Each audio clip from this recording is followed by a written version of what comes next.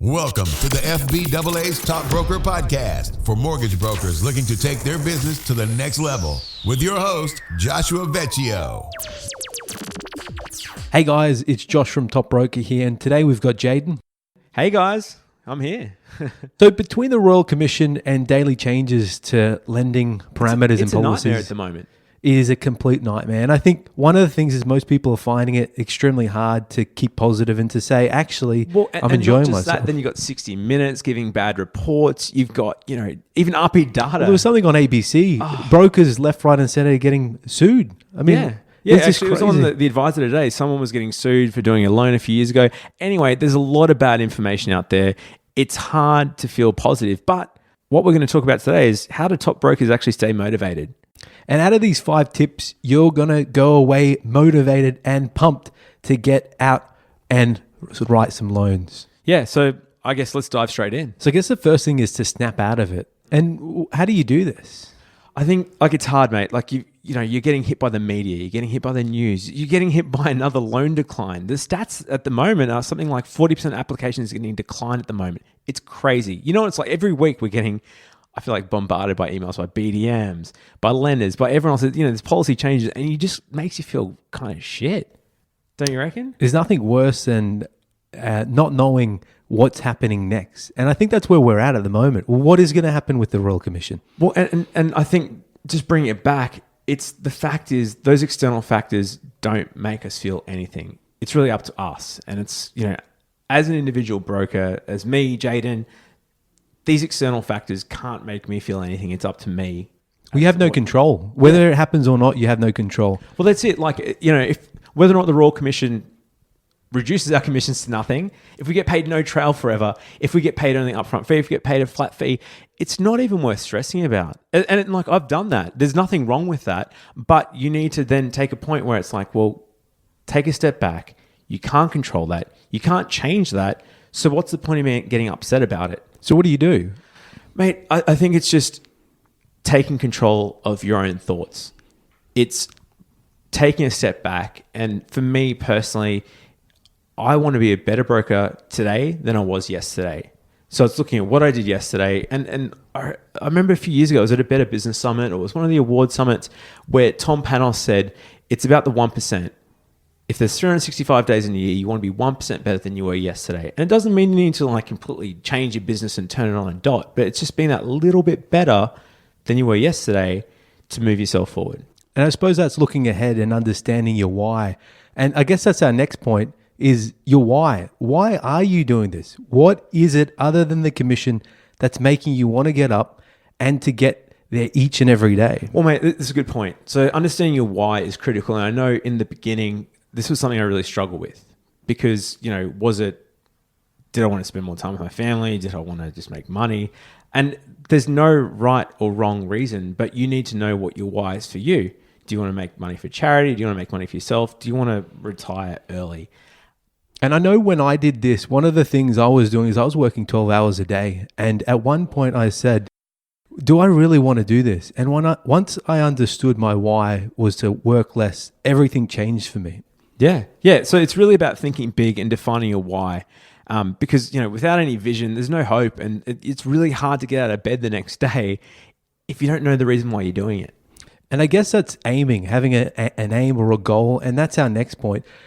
Goal setting. How important is this? And it's that old, I remember reading a Brian Tracy book years ago, and he said someone came up to him who'd done his course years and years ago, and he said, Brian, you're a fraud. I did your course 5 years ago. I did really well. I set my goals. I worked really hard for that 12 months. I hit everything I wanted. But then 5 years later, you sold me a bum steer. I've done nothing. I've fallen from myself. I've not achieved anything last year. And the whole point ended up being that he'd forgotten his goals. He hadn't set any goals for the last 2 years. And it's so easy. I spoke to a mate of mine a couple of weeks ago who was the same. He'd been a top broker years and years ago, but for the last 12 months had basically just meandered around, had done nothing. And he hadn't realized till we started talking, they hadn't set any goals for the last 12 months. And really, I think the thing that people forget is that if you're not getting the result you want as a broker, it's because your goals aren't clearly defined enough. What do you want? Do you want to be settling more loans? Do you want to be working less? Do you want to be making more money? It's up to you. you need to know what those goals are. And without putting your goals down, you're not getting into action mode and you're not really moving yourself forward. Well, it's been said that without goals and plans to reach, you're essentially like a ship without any rudder. Yeah, it's a really good point. Now, putting it all together, 90-day plan, do you have one? Man, you know this. I feel like that was a trick question. I always have a 90-day plan, and it comes back to, you've got the 12-month, you've got the 3, you've got the 5-year plan, but you've got to break it down to the 90-day plan and then your daily goals, which is the next point. But really, setting the goals is that first step in turning what you wish to happen into action. And I know this is something you taught me, but there's so many things to do each and every day. Man, where you're getting your phone's ringing. Luckily we've turned your phone off because you're getting pumped before. But unless you're taking action, and as much as you can get distracted in the day to day, and you want to get Mrs. McGonaghy's loan approved and blah blah blah, you need to remember what the big goals are. You've got your big 3, you've got your 90-day plan. If you're not moving forward to them day to day, which is really number 5 is taking daily action. Unless you're breaking down that 90-day plan into daily action, you're wasting your time. It's no joke. Inch by inch is a cinch.